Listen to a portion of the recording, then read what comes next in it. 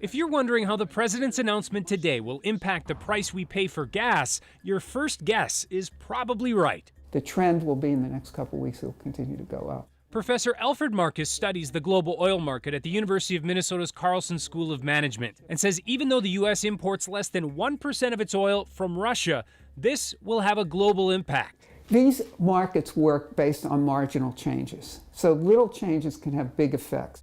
What is happening is that there's a world price for a barrel of oil, of which everybody in the world is subject to that price.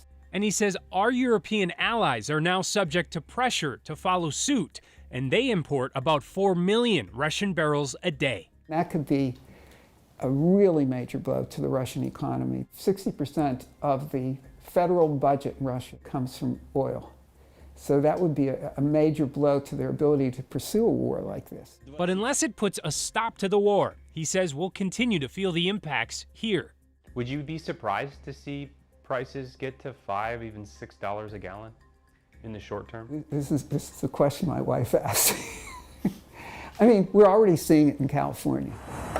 I don't think it's out of the question because two things are happening right now. It's not simply that the supply is being held back. The demand is growing because we're moving out of COVID. I don't think it will get that high, but we're saying in a worst case scenario, it could get that high. The greater likelihood is that it's not going to get much more than high fours. But he says that will depend on one of two factors: Americans cutting back on how much we drive, which would slow down the economy, or other world oil producers filling the gap, such as Venezuela, Saudi Arabia, Iran, or us. We have achieved so-called energy independence, which what I thought was impossible at a certain point in my life. What has changed the situation in the United States fundamentally is shale oil. From fracking? Fracking, exactly. This becomes a political issue, and it involves issue about the environment and climate change too as well. So it's a sensitive issue. It's not an easy one.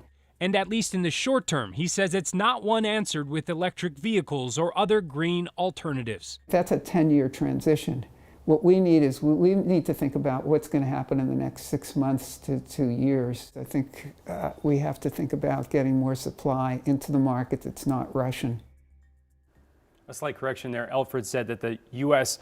imports less than 1 million barrels of oil a day, not less than 1%. Now, today, Governor Walz joined 5 other governors calling for a suspension of the federal gas tax, and it would save about 18 cents a gallon. Now, clearly, that would provide some cushion, but Alfred says the global pressures will still be there because the U.S. has some of the lowest taxes on oil and gas in the world.